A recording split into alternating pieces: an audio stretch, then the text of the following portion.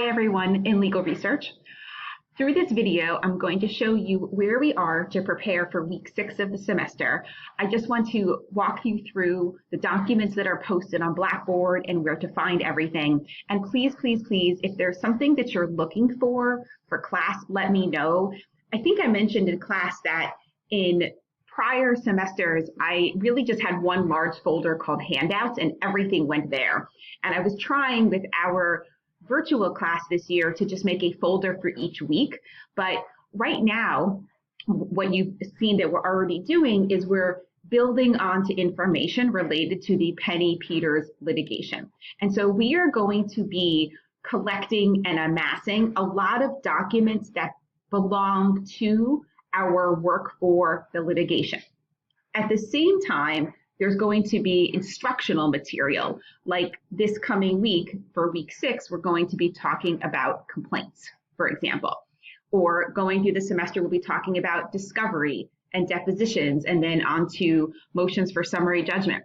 So my goal was to post the instructional content mostly in the weekly folders, whereas all the documents that we have for Peters litigation are going to exist here in this folder, as you can see here, called Documents for Peters Litigation. So let's try that. If you cannot find a document, just let me know and I will help you locate it on Blackboard. Okay, so where we are at the end of week 5 and moving to week 6, we have begun the Peters litigation. We have conducted a client interview of her, and you have due on Tuesday of next week, the 2nd, I believe, is your client interview summary is due. At the same time, you are to begin your research. So that homework number 1 is to submit the client interview summary by Tuesday night. Homework number 2 is to begin researching for the Penny Peters litigation. The research does not have to be final. You don't have to draft a bunch of case briefs. You do not have to draft an inter-office memo. What I would like you to do, though, for Tuesday is begin the research enough that we can talk about some of the results that you find. So if you look here under week 6, where it says researching Penny's case and drafting the complaint, I posted directions for doing the research. And this is really important for you to read because I give some very specific directions about what you should research and what you should not research. One of the examples of that is that we're talking about her suing Donnie Davis, who hosted a gathering at his house where Cameron Carr was drinking. But Donnie Davis is not a commercial establishment.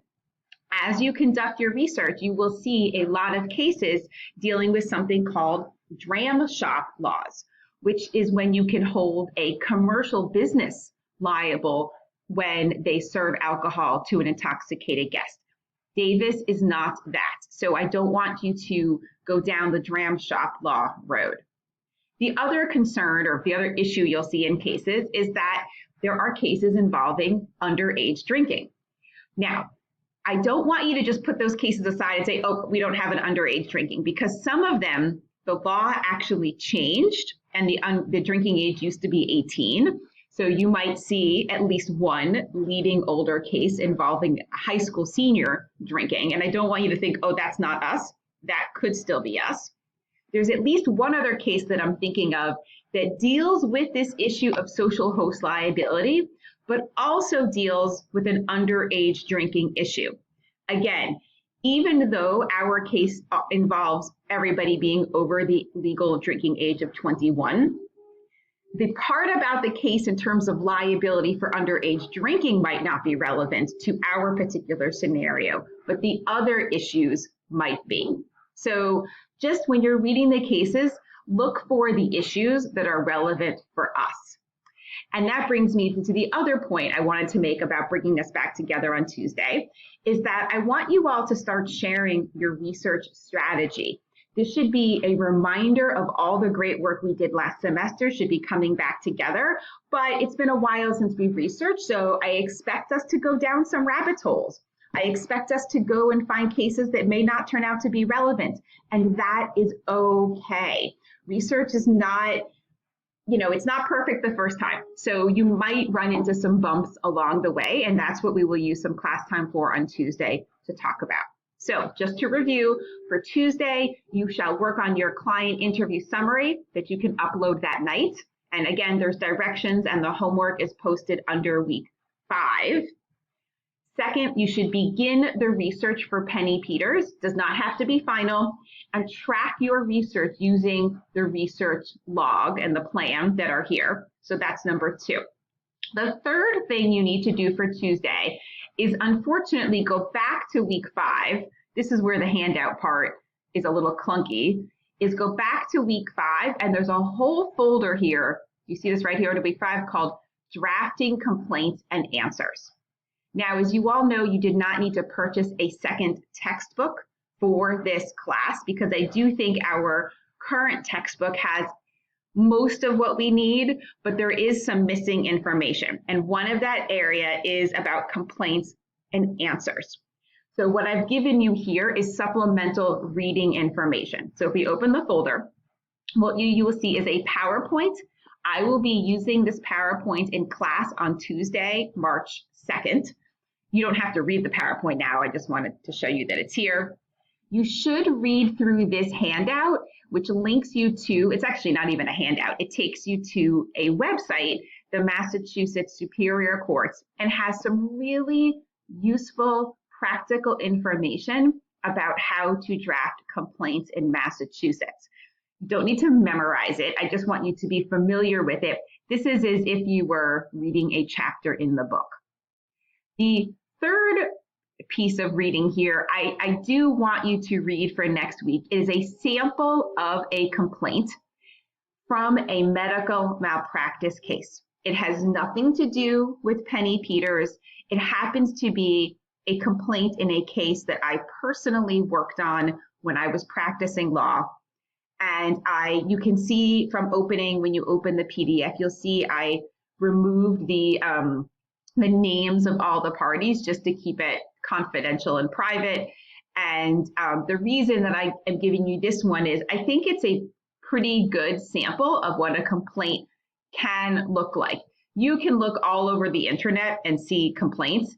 In fact, out of curiosity, you might want to see the numerous complaints filed in the Trump election lawsuits or the Dominion defamation suits. There's some really neat complaints out there right now that are very long. And we'll talk about how long a complaint needs to be, and we'll talk about all the parts of the complaint. But I will be using this it's a VA med mal case, so it's a medical malpractice case involving a gentleman suing the Veterans Administration for his alleged medical malpractice that he suffered. That was the nature of the case. So it's not really graphic. There's like a couple of points that you're like, oh, that doesn't sound pleasant, but it's not overly graphic, and it just happens to be a tort type case. So please do read it just so we can talk about the parts of the complaint in class, and I'm going to direct you to all the different pieces of it. So that's the summary of what to do for Tuesday. Just to go over again, read these complaint handouts, the how to draft a complaint and the sample complaint, so you can be ready in class to talk about how, the different parts of the complaint and how to draft it. Second, work on your client interview summary that is due next week. And third, begin the research. Before I leave here, I do just want to spend 1 second. I'm going to go and show you what is in the Documents for Peters litigation folder. As I mentioned, we will be adding to this folder all semester. So far we have the Bedford Police Report and the Donnie Davis witness statement that we received last week in class. Here is the audio visual from our Penny Peters witness interview, in case you missed it or you want to listen to it again. Third, if you're anything like me, listening to our own voices often sounds very strange. I even have a weird time re-listening to these videos that I make. And then we took some notes in class on Thursday, just this past week. We summarized some of the key points of his interview. We brainstormed how she could sue Carr and Davis. We talked a little bit about the law of social host liability, and those notes are all here from class. So again, if there's something you're looking for, don't be shy, email me, I'll find it for you. And if you have any questions about what we're doing next week, let me know. Otherwise, have a great weekend. I think it's unfortunately going to be rainy, but we are entering spring, and it's a good time for you to sit down and work on Peter's litigation. All right, see everybody next week.